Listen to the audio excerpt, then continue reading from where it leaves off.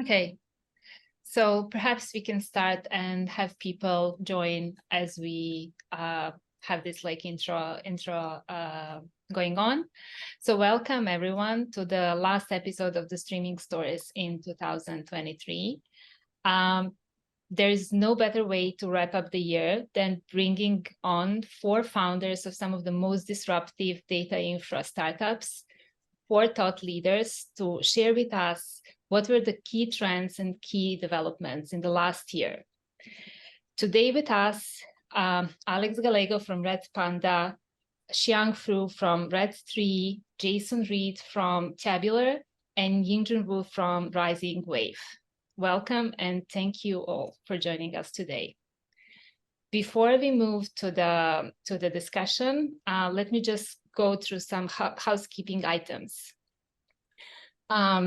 You can always ask questions in the Q&A tab, which is below, and we will address most of these questions at the very end.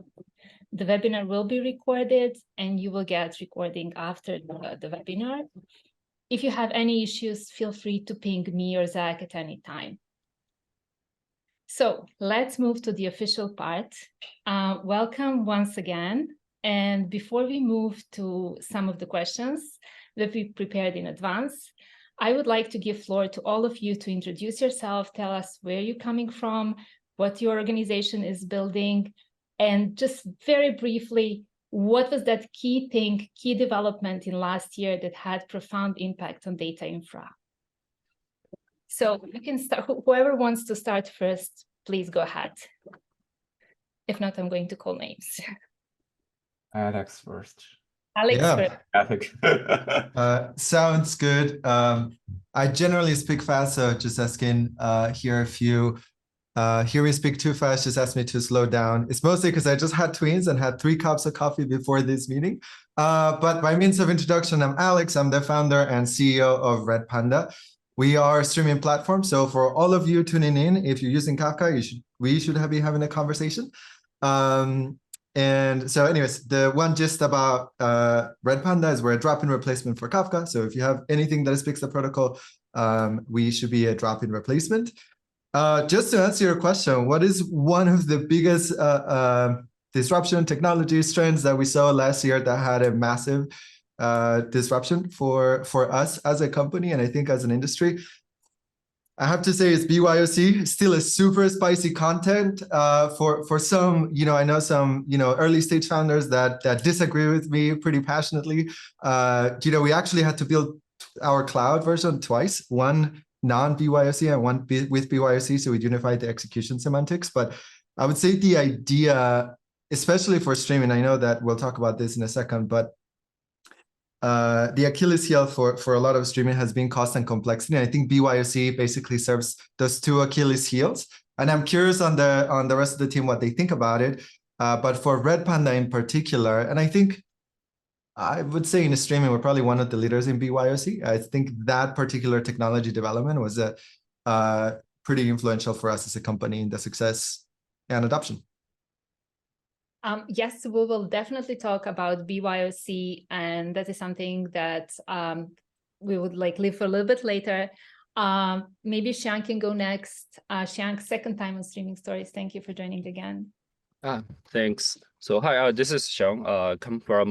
I'm co-founder of Startree. Startree is a platform for real-time data analytics, majorly for user-facing analytics. We pretty much like the tech. We're maintaining also the open source project called Apache Parquet. Yeah, that's pretty much it. So the question is mostly about just this data lakehouses, or it's more about like what we have done, let's say for this year, pretty much on as a company or as open source community perspective. So at this point, you can just share your subjective opinion on what you think was the most important thing. Okay, I see. Go through some of these questions, you can pick some of these. Got it. Then for my side, I think this year, I think the hottest topics is probably like the vector database, as I'm coming from the kind of the data analytics kind of area. Although I'm not doing like AI kind of use cases, however, AI is definitely like the biggest topic or the hottest topics in this year. And the funny thing here is like at the beginning of this year, everyone looking at the vector database and think, oh, this is like super cool and very fancy technologies.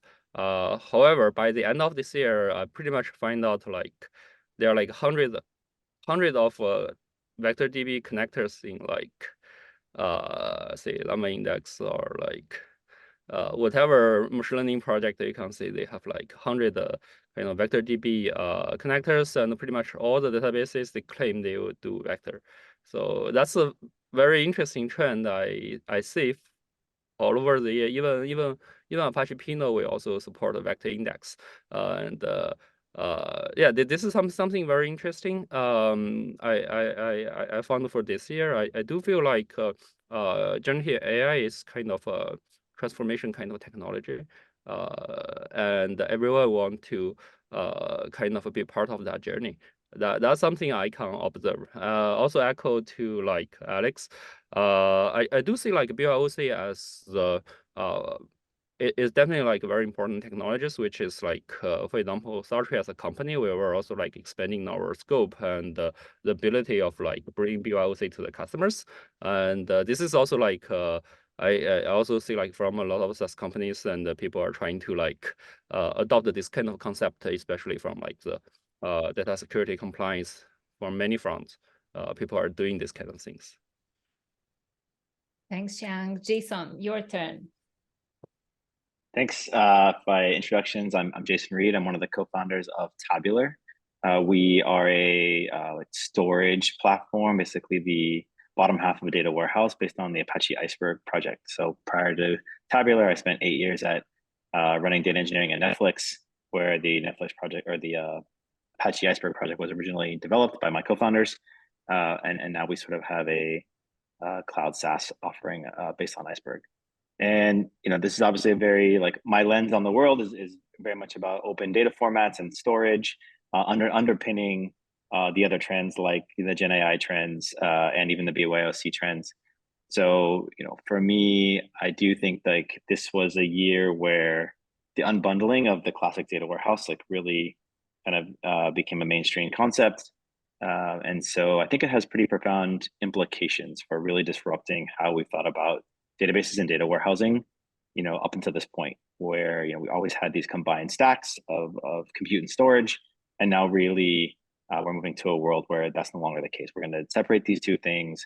People are going to have their storage of their data in these open formats like Iceberg, and they're going to bring variety of compute capabilities to bear on top of that data, whether that's for like Gen AI capabilities and vector indexing or classic BI workloads or whatever else sort of comes next there. So I think that's interesting. I think it's going to make for a very competitive landscape, which is I think a healthy thing in the marketplace, but I think it's going to be interesting going forward. Thank you. Yingjun? Hi, I'm Yingjun, and I'm the founder of Reevaluating Labs, and we build a streaming database. So we definitely see a lot of trend over the last 1 year. So for us, well, it's more about the stream processing, right? Well, I mean, last year, in 2022, we started a company in 2021, and when we started a company, we don't really think that's real. I mean, people are discussing about stream processing. People talk about, okay, Snowflake. Actually, Snowflake was just launched their IPO in 2020, right? And everyone was talking about Snowflake, and nobody is talking about, okay, stream processing. But nowadays, what we can see here is that definitely a lot of people are talking about the stream processing. And over the last 1 year, we saw that, okay, we were continually thinking about, okay, what do we want to be? Like, first of all, for stream processing, we actually need to stream processing systems never existed alone, right? So we have to build integrations with all kinds of the systems like Kafka, like Red Panda, right? And like all kinds of OLAP database systems like Peanut, right? We also have the integration with Peanut and Iceberg, right? Well, about the data lake, definitely we saw that S3 as as a primary storage is definitely a huge trend, right? And we have a direct integration with Iceberg because people really want to store data in data lake. And even for the messaging queues like Rapanda, we also saw that all these companies started thinking about, okay, whether they are Kafka or whether they are a messaging queue or whether they are actually a data lake, right? They also have an integration with the data lake. And I think that's the. So for me, the biggest trend, if you ask me to summarize, I would like to say that, okay, so we need to think about, okay, whether the ecosystem is decomposable or composable, or it's like moving forward to all in one, right? So I think that's something we're thinking about, and we saw that, okay, projects are moving in these two different directions. Some projects are becoming all-in-one solutions, right? Like Daybreaks. But some systems are becoming like, okay, they want to just focus on something specific. So yeah, that's the biggest trend I see. Thanks, everyone. I'm glad that you have mentioned some of the things that were not on our list. We were just trying to trim it a little bit. So vector databases, AI were not on the list, and they definitely deserve to be there. So let's start with some of the themes that we singled out for today's sessions. Maybe this is something Jason wants to start with. Let's talk about accelerated adoption of open data formats used by data lakehouses. So maybe we can discuss first how this status of data lakehouses adoption, what is the status today in modern data stack? Yeah, I'd say it's still pretty early. We've had hundreds of conversations with companies of a variety of sizes and industries, some, who are really on the modern data stack, the sort of the very Snowflake-centric worlds, like Snowflake DBT, Fivetran kind of setup, and some that have come from more traditional data lake world, right? S3, Parquet files, Hive, et cetera. Usually it's a combination of both. I'd say we're still at pretty early stages. Most of the companies we've talked to are exploring using an open format like Iceberg or Delta. Maybe they have a few use cases, but very, very few companies are, fully adopted outside of like a place like Netflix, which was very early, where they've got everything running on Iceberg. But that's, I think, more the exception case. And generally, it's still early days, very exploratory still. And I think the integrations are still pretty immature. So I think we're going to see a lot more of this integrations and the composability get better over the next couple of years, where things will really interoperate quite well. But there's still a lot of rough edges when it comes to connecting all these technologies. And even though that's the promise of the open lake and the open data formats, we're still in the early days. Thanks. Xiang is nodding. He wants to say something.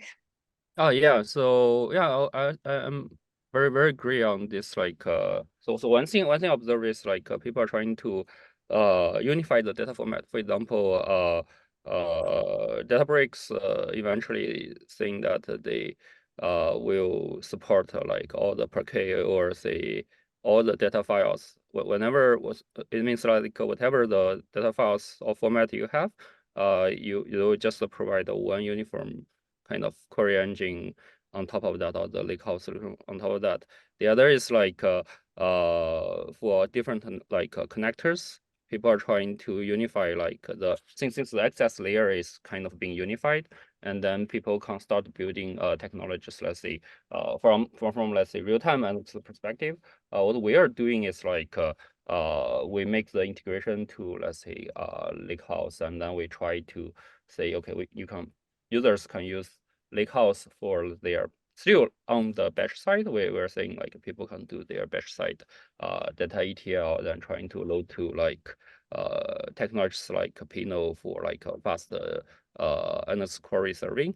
But meanwhile, we also observed that the data latency from the lakehouse is also getting kind of like how to say, I would say it's real time, but it's like near real time, or like minutes to like, let's say, going to minutes to an hour within that kind of latency range. And I think that will also be a lot of challenging from the streaming kind of solutions, because people will start questioning that do I really need that fast of the data? This is often the question we are getting as well. It's like people are saying, oh, for my analysis query, do I really need like this latest, let's say 1 hour data or 5 minutes data, and how much value we can really get from that? That would be a pretty challenging for the streaming solutions. To like I wouldn't say it's a compete. It's definitely like the complementary technologies. However, it will be like it will be on us to actually think of how this streaming technology are bringing more value to the customers, to the users, that here a great of the gold mine that you should try to dig, and there are a lot of values from that. Thanks, Alex. Any thoughts? Yeah, let me offer a complementary view to what's been said, just to uplift us into what the users, the way at least I think our users think about. And so, frankly, the users don't care if the technology is A, B, or C, or foo, or bar.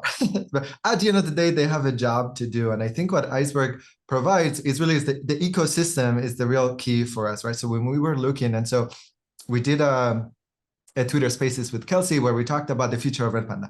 And the gist is that all our topics, as long as they have a schema defined, will be uploaded to tiered storage.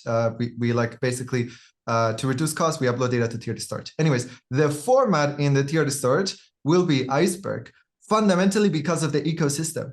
And so as people think about the ecosystem, this is really the key for Iceberg, right? Because as a user, you now have an option. And so if Rising Wave happens to be the best technology for the job at consuming that particular Iceberg table, then use it. And if the streaming Kafka API with Redpanda happens to be the best technology to stream it, then they use it. And so to me, I think two key concepts here is like Iceberg and this whole lakehouse is really twofold when you pair it with and we'll defer my thought on BYOC for later, but when you place the user at the center of the story, when you give them the ownership of the data with Iceberg, right? It's an open format, which means that it doesn't matter which technology company kind of comes in, then they're free to choose the best execution for that. And perhaps a well-kept secret by the industry is that, well, it's great when you send data to a SaaS provider, anyone, it doesn't matter what it is, right? But if the only way to retrieve your data is to pay the SaaS provider to give you your data, you sort of get locked in.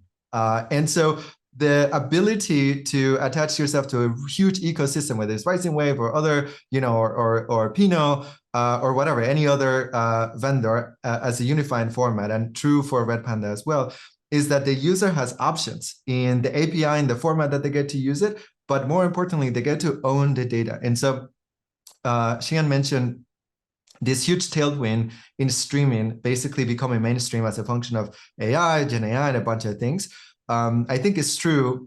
We pay basically thousands of dollars for that report. We'll link it. We'll send it to put on the show notes.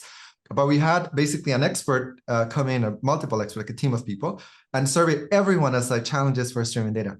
Long story short, Iceberg is a big important component as a way to reduce complexity for users. So you meet them where they are today, right? You don't have to teach them to use any new particular tool. They could use the tool that they're using. And so we just wanted to highlight the ecosystem piece and why, for us, it's sort of critical going forward. Ingrid? So yeah, I would like to say that's great. Data lake, well, it's definitely a huge market. Well, I mean, I actually just posted a question 30 minutes ago on Twitter. Do you use any data lake format? And I saw that actually 50% were still just use S3. They do not really use any data format. They think that they just, probably they just store data in CSV, right?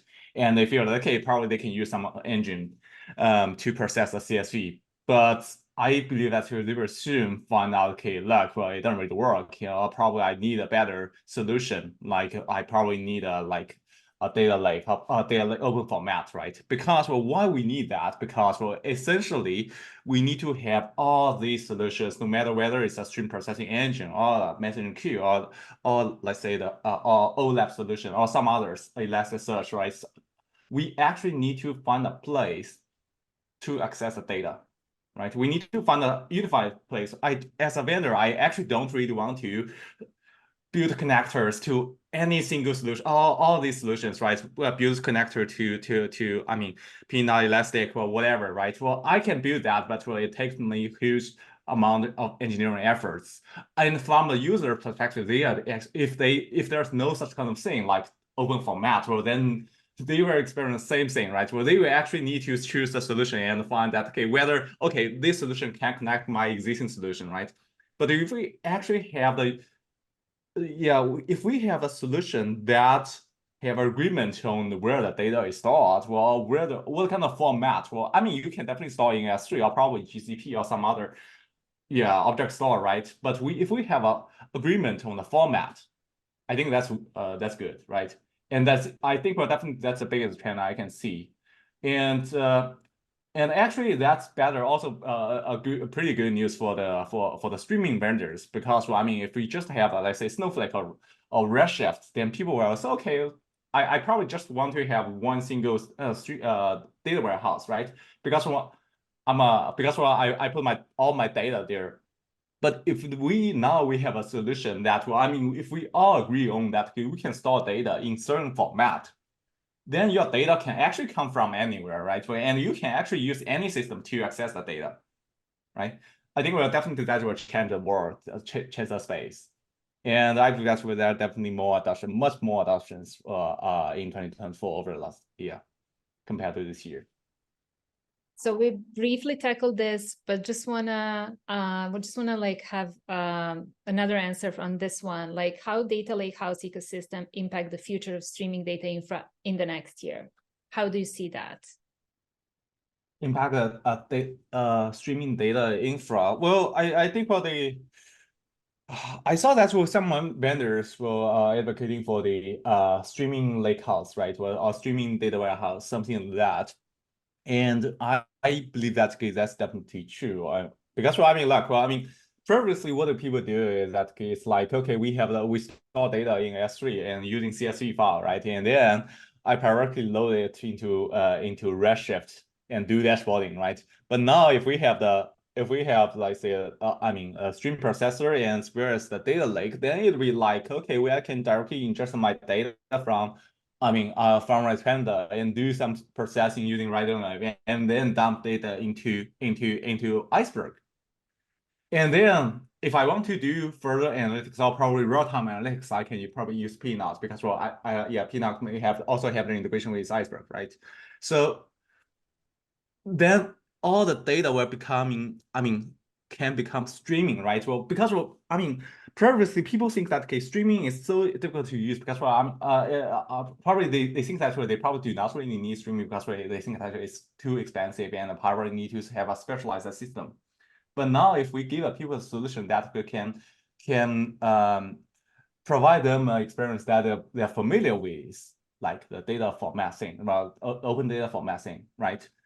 Then definitely they would prefer to use a streaming more real-time solution, right? And that's my observation. Anyone else wants to say something? I think I agree with that. What's kind of fun for and I'll chime in on the question from Ray's to just a second is as vendors we get to specialize, and so in this world of a streaming lakehouse, right? A thing that looks like Redpanda becomes an indexing layer for your entire data, right? As long as you push it into, like, as events are happening, they should get pushed into stream system that looks like Redpanda, then it sort of gets uploaded into a common format.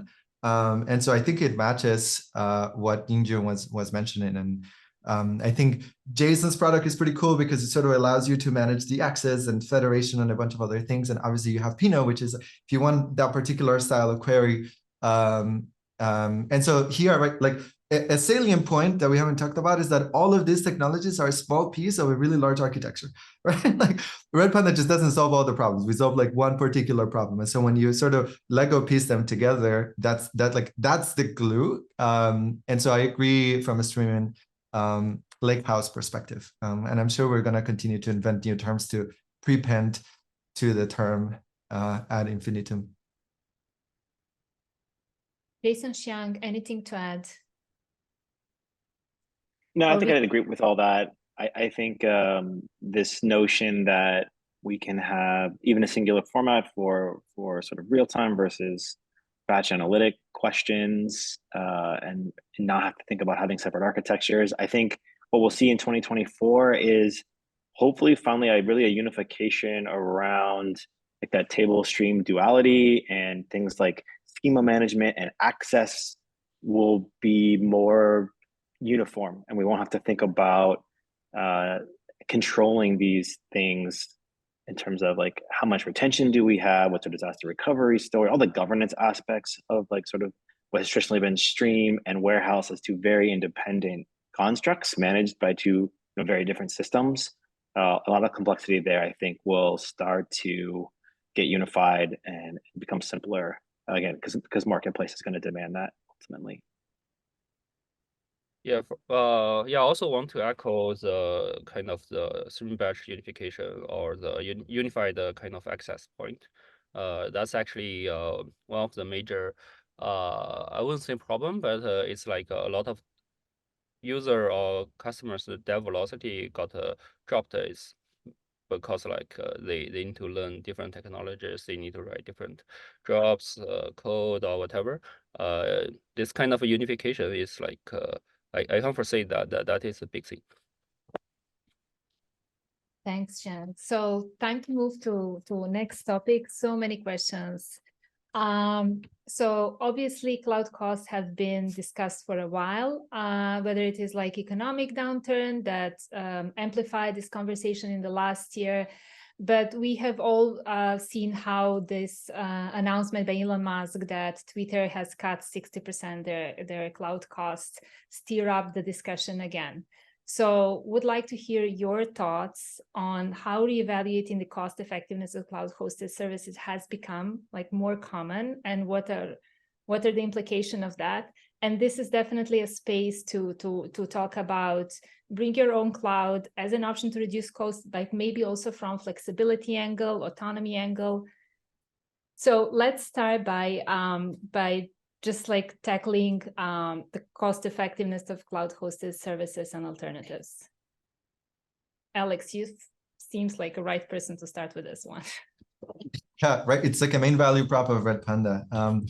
We took a public customer publicly traded stock recently from basically 384 Kafka brokers to 24 Red Panda brokers. And in material costs to infrastructure, that's about a $3.5 million hardware spend, absent license and vendor cost of that. And so basically what we saw is that there was this major market downtrend, roughly about 8 quarters, where basically TCO was the reason people were buying software. And so for companies like that, everyone in this group, where we generate savings for people, and so it sort of positioned us as a leader in that, and allows us to have access, frankly, to conversations that as an early stage startup would otherwise be hard to have, right? Like we went from 0 to the Fortune 2000 in effectively a quarter or two, because the TCO was so strong. I think in particular, BYOC, it is a key component of that TCO thing, right? There are optimizations of the software. And so apples to apples, we can go and we can say, okay, you're running this many brokers, you can now run a similar workload on like 24 as opposed to 380. But what happens is like holistically, the TCO involves user management, basically ACLs, admins, and a bunch of other things that come around with just running the service. And so I think that the trend of BYOC is a pillar, in my view, going forward for giving people a fully managed cloud that is cost effective in the long term, where you sort of dump punt over the cost of staff managing the cloud, right? The vendor onboards that, and that's really what people want. I think this wouldn't have been possible 10 years ago, is my hunch. I think with the new cloud APIs, with Kubernetes as a underlying fabric for multi-cloud, blah blah blah. So anyways, it's been a pillar for growth for us to access the Fortune 2000, and a really important way of how we position and effectively win dollars from the enterprise. So this is one of the Achilles, has been classically one of the Achilles heel of streaming. It was very expensive before. Who wants to go next? Yeah, I definitely agree with Alex. Well, I think yeah, in ReadyWave we also provide both the cloud and the BYOC. So I think the observation here is that okay, look, well, when we talk to people, many prospects for our customers, they think that okay, we have all kinds of regulations, right? Well, we do not really allow me to put my data in the cloud or in a public cloud service, right? Well, so if you want to do business with them, you cannot change their policy, right? Well, it's not possible. So you have to, yeah, adapt to the environment here, and you have to provide a service. And for the cloud services, well, the hosted services are a bit better. We definitely, people are still using that, well, because it doesn't really mean that okay, we provide a BYOC and everyone needs to use BYOC. Because when we talk to many companies, well, they also think that okay, look, we don't really want to manage our infra, right? So we have to as a vendor, I have to say that we have to provide both. So and for BOC, I think the other advantage is that okay, actually some companies have credits from AWS or from other cloud vendors, right? They actually just want to spend a credit there, right? They probably don't really want to. If they directly do business, probably they can still through the marketplace, they can still use the credit. But in some cases, they just want to spend a credit in the infra. Due to some policies or something, right? Well, and also in some companies, well, the billing to the AWS and the billing to the vendors are separate. They want to, they are okay to. So right, well, they probably do not really want to see that okay, all the money goes to a single vendor, right? So that's also another reason why people really want to have BOC, because well, as the people are talking about cost efficiency and people are talking about cost, right? So if we talk about those kind of things, then we actually need to provide everything that the customers really need. Talking to a major cloud vendor not too long ago, about 2 weeks ago, and it turns out that they have a huge problem on people overcommitting on their quotas. So basically what happened is that usage of their product, because of market conditions, sort of trended downwards, and then they're left with an $100 million bill at the end of the year, right? And so being able to draw credits from the cloud vendors, whether it's AWS commits or GCP commits or whatever it is, it's a pretty good motivator. So I just wanted to echo what Yingyo was saying, is that it is common to just have like $10 million laying around, and you're like, well, not a good look for the financing department to have modeled this. Yeah, maybe I've been around too long. As I don't think this will be a contrarian opinion, but this feels like just another cycle, right? We go through these cycles pretty regularly, and they're like a little different from time to time, but I think the broad reasons are the same. Like I started my career, everything was in data centers, and we were having the same conversation then. Oh, we over provisioned our data center. We've got all this compute lying around. We got to figure out something to do with it, or vice versa. Like we're under provisioned, and it's going to take us, 18 months to get new servers and get this new product online. And so it depends on what you want to optimize for. Are we optimizing for speed, innovation, and agility? When broader market conditions are good, then yes, we're usually optimizing for innovation and speed and getting products to market. When macroeconomic conditions are not so good, we were like, hey, what is all this speed and innovation? We want to cut costs. Like, let's go buy hardware that can run more cheaply, even if we're slow, because speed doesn't matter. So I don't know that there's anything going on here beyond just broad macroeconomic cycles.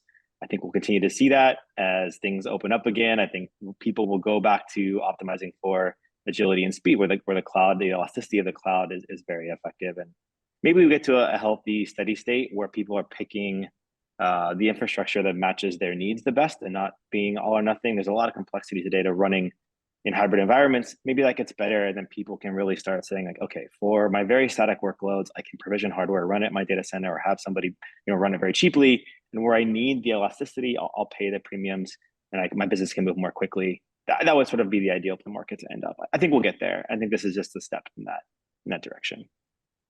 Bill Gates said, didn't he famously said, everything in this world is just bundling and unbundling?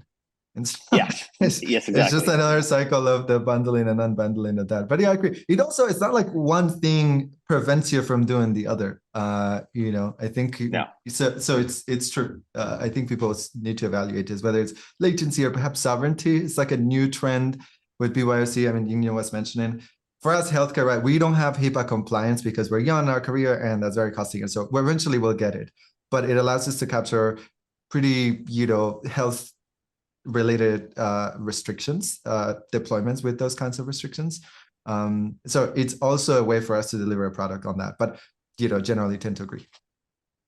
Yeah. So from my side, so I would say from like the streaming kind of industry area, when we are entering into the BYOC game, it means that we're actually getting bigger and more awareness, more adoptions, because usually for like small startups, they don't really care. They just find the SaaS offering, get me the API key, I started like dumping data, subscribe or consume it, then query or whatever. However, once we're getting to like the big customer who are really value this kind of technology more, they actually how to say they a lot of like their requirement actually comes up. So for example, let's say from the analyst perspective, we actually entered into this BYOC game like probably 2 years back, because now our first few of customers, they always say that their data cannot get out from their cloud. Right, so that's why when we're actually building the cloud solution, the first version we build is actually the BYOC. So it means that the streaming game has been like uplifted, and we are actually entering into much better status year over year. And another thing about this cost effectiveness, to be honest, I don't really think that will actually be the main reason for BYOC. Still, to me, it's still majorly about like the compliance kind of data governance. That's my major feeling for why people are pushing for BYOC. And the and again, that's also the reason for some users, they don't want BYOC. They actually want SaaS, because then they can push out all the liabilities or whatever to us. As if there's data leak or whatever, it will be the vendor's responsibility for that. So it will, to me, it's a pretty like mixed feeling. However, just by speaking of the cost effectiveness, I do think that the SaaS pricing model is actually a very interesting topic. One thing I observed is like, for example, Elastic, some like majorly for the the data hosting kind of solutions, they kind of removed the consumption based billing, like usage-based billing, instead of majority of the people or the players, they actually shifted back to let's say they still count how many CPU cores, data size, let's say disk size. So it's actually the pricing model kind of went back to more traditional kind of the metal based or the infra account based. So maybe it's because it's like much more related to their own cost for a SaaS vendor. But that kind of thing is also more I mean easier to be reasoning from, let's say, the customer side. Say like, okay, this is my size, this is the deployment size. How much I need to pay for a vendor is like based on my deployment size. So I can multiply some premium. Yeah, that's my feeling. So we have a lengthy question in Q&A sections, which has been answered or not. No. Let me just skim it like quickly through. So essentially, is it like BYOC long-term strategy, suitable long-term strategy? Yes. Or you want to misinterpret? Like if I'm misinterpreting, please like. No, well, I think yeah. Someone asked what about the long-term future of the BYOC? I think that's probably one of the default deploy mode in some companies. Well, actually in many, probably I believe that's where probably in many companies. Because think about that. So I mean, I know that probably I trust the guest, right? Trust my friend, but it doesn't really mean that I need to bring my key to my send my key to my or store my money in my friend home, right? But by default, I mean I should control everything, right? Well, everything should control. Considering about the security, all kinds of the data compliance issues, right?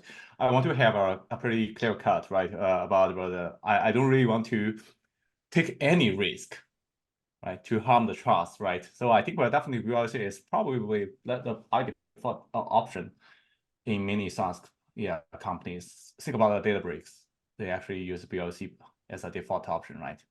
They probably Snowflake does that too as well, right? And like the key thing I know that we had one of our competitors and their here though an umbrella called Office of the CTO released like a critique of like BYOC, and in my head I was like, well, why can't you do both? Why can't you offer both a multi-tenant version, like a serverless version, and a BYOC? It's not like you couldn't, if you're focused on like one particular vertical, if you had to deliver multiple services, I think that's hard. But if you have basically, if you're deploying rice and waves, just say Yingyun as an example, or Pinot or whatever, right?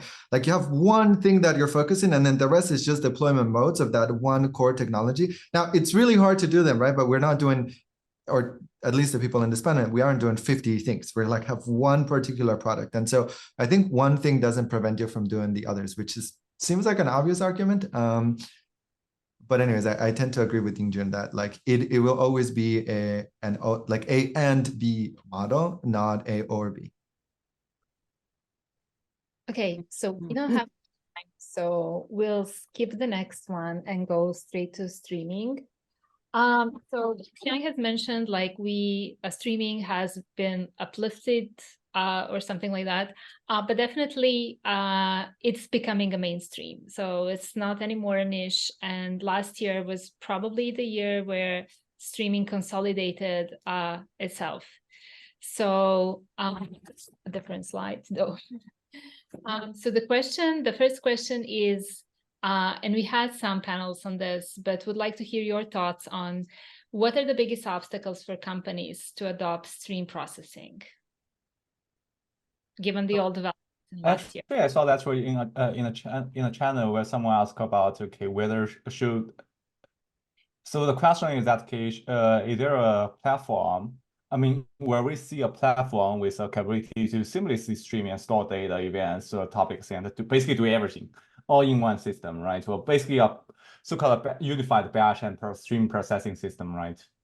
So let me take that question because as I fully agree with Alex that I think that definitely from the customer perspective, they probably just want to see one single unified system. But for the reality is that different products optimize for different things, right? Look, well, there are so many restaurants, right? I can probably go to Italian restaurant, Chinese restaurant, Japanese restaurant, American restaurant, right? Well, there are so many options, and they have their own best dishes, right? If you want to eat pizza, you probably won't go to a Chinese restaurant or Japanese restaurant, right? You will definitely go for an Italian restaurant, right? Though all these restaurants can provide all kinds of dishes, well, they have their favorites, or they have their best dish, right? That's the thing. So if you talk about the Snowflake, well, they actually provide their batch system, right? They definitely provide some streaming capability like the what is it called, the snow pipe, or the what they call for the live table or dynamic table. Yeah. Right. Well, definitely this kind of thing are streaming, but if you compare to the best world, well, like if you compare the Snowpipe to, let's say the Repender, definitely I don't really think that's why it's a robust solution, right? Well, if you take a system seriously, if you want to use system seriously, probably you really want to choose the best system, right? In the market. Yeah, that's my observation. Anybody else wants to comment on unified batch and streaming? That's a topic for itself. Like autonomous vehicles, it's coming. It's always coming next year. But I was like, okay, well, when is it actually going to come? No, I kid. But just to expand on Yingjun's, like it's people that are here understand that they're like maniacal focus on doing one thing. I can't imagine Red Panda doing like two things, really. And so yeah, I think it's just very challenging for one. And so I agree, like in the fringes of whatever your core use case, maybe you add this to not lose an account, or maybe you do this for, some basic use cases. But by and large, when a tool becomes the center of how your company works, you probably want the best thing that the money can buy for that thing. Yeah. Actually, that's why we need to have Iceberg. Look, well, I mean, if we have the if we don't really have Iceberg, then as a vendor, I actually need to build everything, right? Well, that takes probably a long time, probably 10 years, right? Think about Oracle. They have already been there for, I mean, I don't know, 30, 40, or 50 years. But I mean, they probably have everything. They are pretty super strong, right? But well, I mean, if we want to have the next generation thing, then for us, we probably cannot build everything, and we actually need to have something like, well, we actually, along with other vendors, right? Well, start tree, right? Well, like like any other vendors, we Elasticsearch, right? We actually need to have an agreement on the data format, which can be Iceberg or probably some others, right? Depending on the vendors. But well, I have to say that we once we have the agreement, then we can actually focus on what we are building, right? Instead of just competing for the market share, right? That's probably not what we really want to do. For Peanut, I always talk to Sean that, well, look, I mean, we can do stream processing, and you guys can do OLAP, right? And then once people put these things together, they can get a best of both worlds. That's my observation. Yeah. Well, all boats rise with the tide too, right? And so I think instead of trying to own everything, I think my opinion is that as an industry, we'll do better if we partner with Pinot and with Rising Way, and then Jason, it's like, hey, let me help you optimize your Iceberg management or whatever that is. Like, I think you get a better system like that.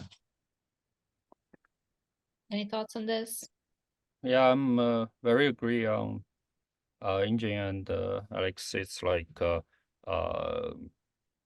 right now, I think we should just focusing on like our own things, and making sure all the integrations, all the success stories, because just with single technologies, it won't work for any kind of companies or users. So it's typically the typical story is like we will help user, or we work together to work with one customer and getting like the whole end-to-end setup, and then they get something they want. That's like win from like multiple vendors.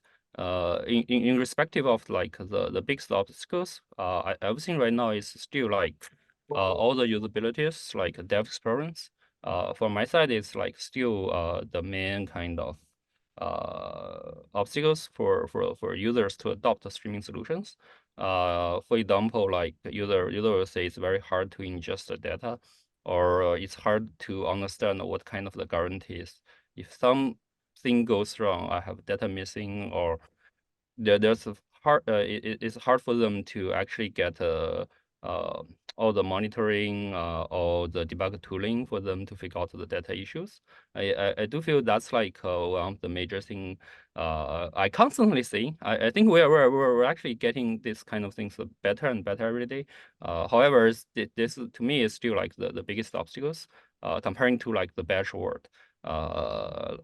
This is still the biggest problem. Yeah. Pretty much every day you'll get users ask like, what's wrong with my data? Something goes wrong, right? Jason, want to share your thoughts on this?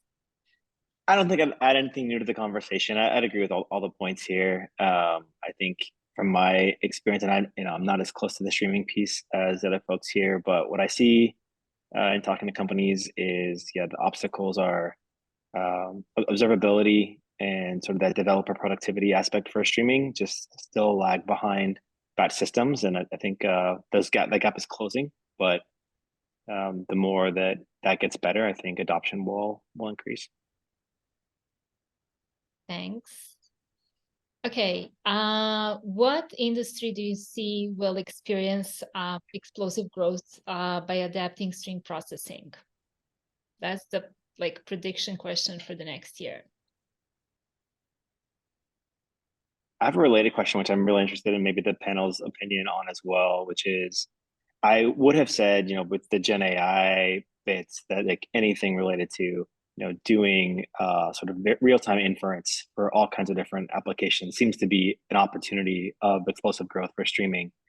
And I want to contrast that with people who might say, instead of that, what we'll see is localized inference. Like we'll just push it all to the edge, and we won't have to like stream it through some centralized system to do inference. We'll do it, on device or something like this. I don't know if the group here has thoughts on those two opportunities.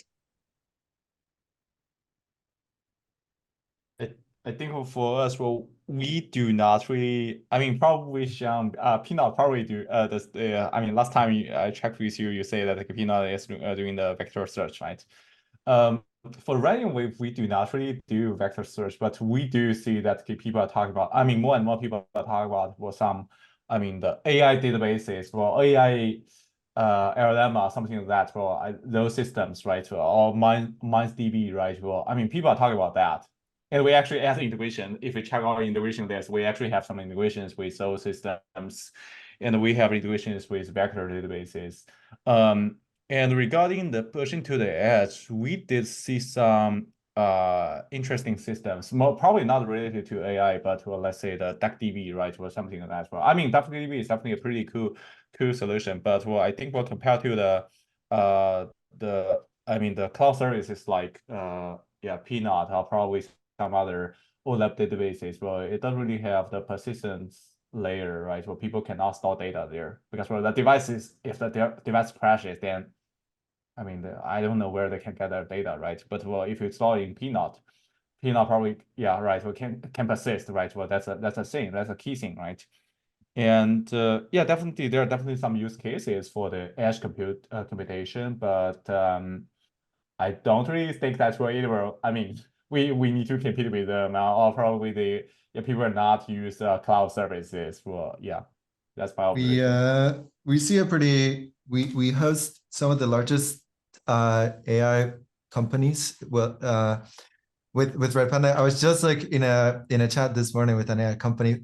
Major release from us coming in January, so I won't spill the beans. But what I can say, let's see, I'm just trying to sort of like filter some of these notes, is what's happened, right? Is like incrementalism is a huge value for stream processing, right? So the whole idea of batch is the discretization of a time horizon. So do you have basically a bunch of data, and you're like, how do I make sense? The easiest, the most natural thing is you discretize. You punctuate a timeline. You say at midnight, at the top of the hour, or whatever, every 6 hours, something like that.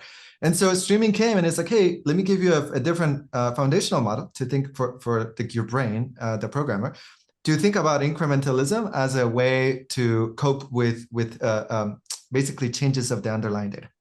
So what streaming enables people to do, new AI companies to do, is to leverage that incrementalism to reduce the cost of producing a model that allows you to make revenue in the interim. So let me give one example. So to train ChatGPT, it took whatever, some godly amount of GPUs. Making this up, I don't know the real cost, but let's say $1 billion worth of training.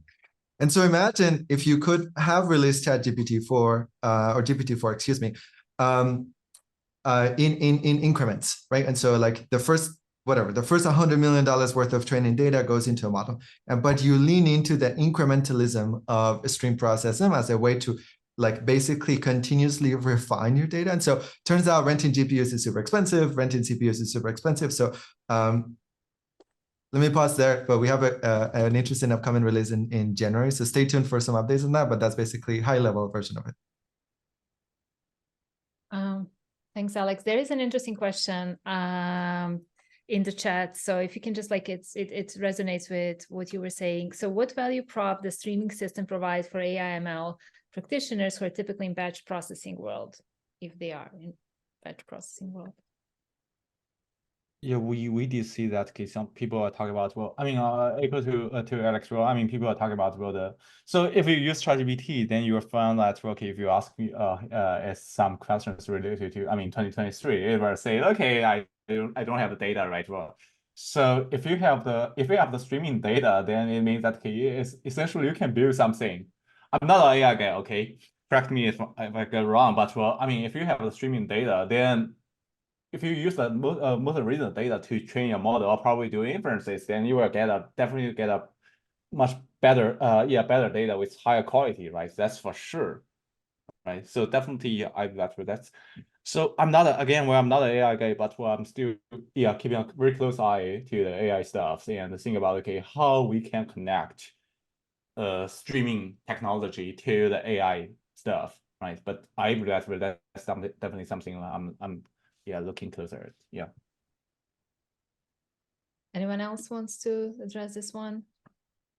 Yeah, I think right now, like the immediate help that streaming systems are kind of providing is like all the kind of model monitoring, kind of the inspection, the evaluation, all those kind of things. So streaming kind of system can actually help in terms of like helping people to check their model quality or those kind of things for evaluation. The other is like how to say, I would say like for again, this is also for like the vector kind of use cases. So it's still like if you want to get a better user experience, just by integrating it into the streaming with the data as fresh as possible, you're actually getting a way better user experience. For example, if you ask ChatGPT like what happened today, it needs to it may not tell you like what's really happening. However, if you can build something that can really tell you like what is happening today, then it will be like much useful comparing to one is like the big knowledge base, the other is like I can get to the user something new.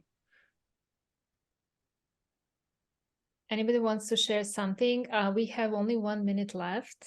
And if you can stay a few minutes more, some questions will not be addressed. I can send some of these questions to panelists. Thank you, Alex, for being so agile in the chat and answering all these questions. But I would like to ask you for at the end some prophetic words about the next year. Alex already made an announcement, but is there anything you want to share? What do you think will be the next big thing in data infra in the next year?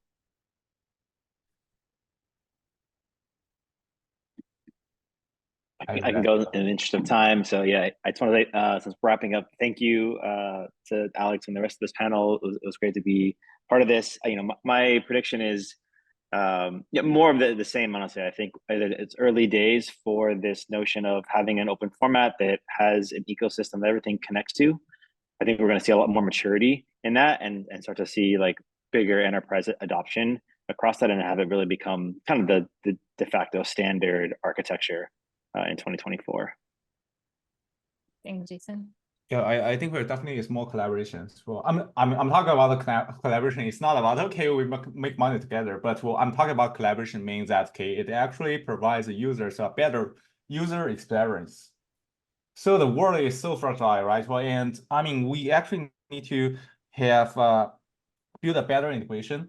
And let's say that if people really want to use two different systems, they need to have a better understanding about how these systems can work together, right? Well, what if one system failed, and what if the other system cannot continue? What about the type consistency, right? All kinds of things, right? So definitely, I think we're in 2024, it's more about the collaborations. Well, and even if you talk about the unified batch and stream processing, I think that's the same thing, right? Well, I mean, there are specialized streaming systems, and there are also specialized batch systems. How we can use these systems together? Think about the types, data types, or think about all the failure recovery models, right? There are also many challenges, right? We need to address them. Yeah. Just one parting thought on my end.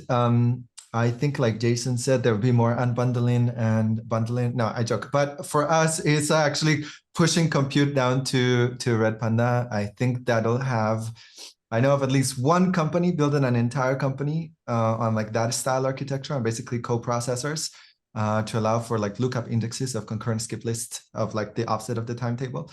And so I think that trend will continue to grow. My prediction, like basically being able to ship a little bits of compute, applicate business level logic to the engines. Mm-hmm. That sounds pretty interesting. And from my side, I do see that whatever we're doing is definitely based on like how people are getting familiar with streaming system. They are really getting the value out of the streaming system. I do see. I just put like maybe like the whole market will grow, let's say 2-5 times hopefully for next year, and everyone can get a pretty good amount of the growth from that. Yeah, so. Okay, so we're really out of time. Many thanks once again. It was such a pleasure having you on this panel. Hopefully we'll have you more in the next year. You can join Streaming Stories on our meetup page and be up to date with the upcoming events. Thanks everyone, and hopefully talk to you soon. Bye. Thank you. Thank you.